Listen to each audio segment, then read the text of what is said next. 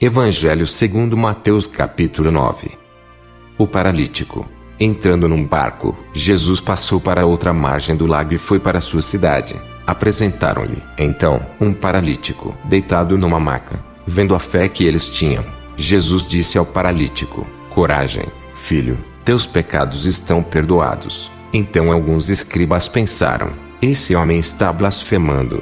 Mas Jesus, conhecendo os seus pensamentos, disse-lhes: por que tendes esses maus pensamentos em vossos corações? Que é mais fácil dizer: os teus pecados são perdoados, ou levanta-te e anda. Pois bem, para que saibais que o Filho do Homem tem na terra poder para perdoar pecados, disse então ao paralítico: levanta-te, pega a tua maca e vá para casa. O paralítico levantou-se e foi para casa. Vendo isso, a multidão ficou cheia de temor e glorificou a Deus por ter dado tal poder aos seres humanos.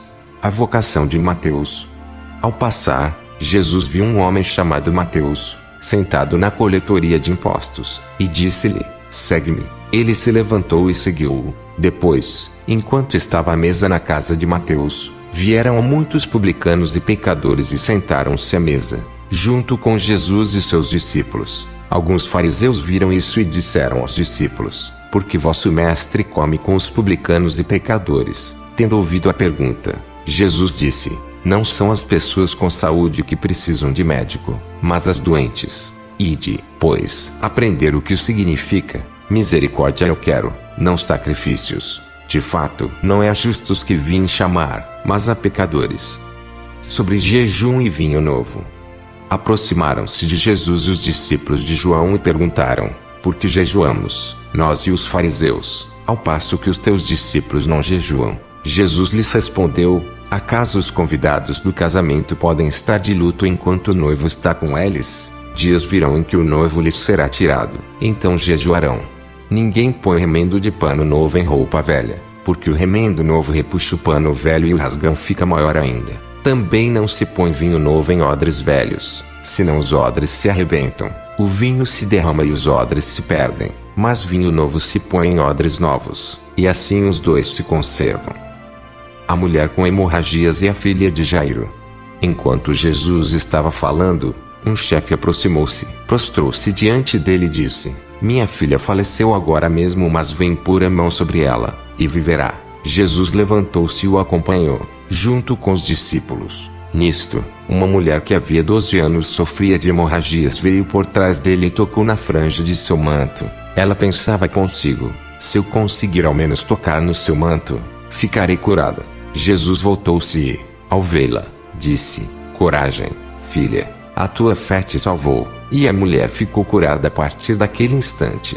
Chegando à casa do chefe, Jesus viu os tocadores de flauta e a multidão agitada, e disse: retirai-vos, a menina não morreu, ela dorme. Mas eles zombavam dele. Afastada a multidão, ele entrou, pegou a menina pela mão, e ela se levantou, e a notícia disso espalhou-se por toda aquela região. Os dois cegos. Partindo Jesus dali, 2 cegos o seguiram, gritando: tem compaixão de nós, filho de Davi. Quando entrou em casa, os cegos se aproximaram dele, e Jesus lhe perguntou: acreditais que eu posso fazer isso? Eles responderam: sim, Senhor. Então tocou nos olhos deles, dizendo: faça-se conforme a vossa fé. E os olhos deles se abriram. Jesus os advertiu: tomai cuidado para que ninguém fique sabendo. Mas eles saíram e espalharam sua fama por toda aquela região. O possesso mudo.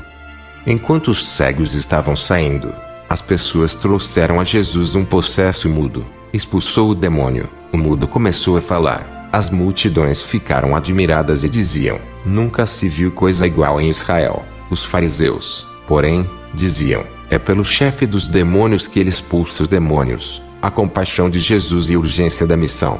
Jesus começou a percorrer todas as cidades e povoados, ensinando em suas sinagogas, proclamando a boa nova do reino, e curando todo tipo de doença e de enfermidade.